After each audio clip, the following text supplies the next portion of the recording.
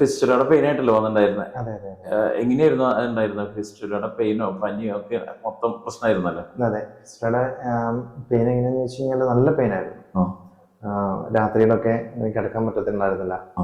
പിന്നെ പനി ഇടയ്ക്കിടയ്ക്ക് വരുമായിരുന്നു. അപ്പം അങ്ങനെ ഞാൻ ഡോക്ടറിനെ വിളിക്കുകയും നമ്മൾ ഇവിടെ വരികയും ചെയ്തത്. പഴുപ്പ് വന്നിരുന്നോ? പഴുപ്പ് വരുന്നു. നന്നായി പഴുപ്പ്, ഒരു ഇൻഫെക്ഷൻസ്, ഒരു ഇൻഫെക്ഷൻ്റെ നല്ലൊരു സ്റ്റേജ് ഉണ്ടായിരുന്നു അല്ലേ? നല്ല പഴുപ്പുണ്ടായിരുന്നു. ഓക്കെ. ഇപ്പൊ നമ്മൾ എത്ര 3-4 ദിവസമായിട്ടുള്ളൂ അല്ലേ? ഇപ്പൊ വേദനയൊക്കെ മാറിയില്ലേ?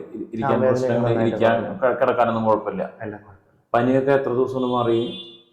പനി ഒരു രണ്ടാമത്തെ ദിവസം തൊട്ട് മാറി. രണ്ടാമത്തെ ദിവസം മാറി. വേദനയോ? വേദനയും അതുപോലെ തന്നെ രണ്ടാമത്തെ ദിവസം തൊട്ട് തന്നെ മാറാൻ തുടങ്ങി. ഓക്കെ. അപ്പോൾ നമ്മളിതിപ്പം അക്യൂട്ട് സ്റ്റേജ് ആയിരുന്നു, നല്ല പഴുപ്പ് നിൽക്കുന്ന സ്റ്റേജ് ആയിരുന്നു. അതെ, ഫ്ലാറ്റ് വരുമ്പോഴത്തേനും പഴുപ്പ് ഇങ്ങനെ അതിന്റെ പുറത്ത് വരുമായിരുന്നു. പഴുപ്പ് വരുമായിരുന്നു. അപ്പോൾ നമ്മളിപ്പം നമ്മളത് ചെയ്തു, ഒരു എനിമയൊക്കെ ചെയ്തു, അതിലൂടെ പഴുപ്പ് കുറേയൊക്കെ പോയി.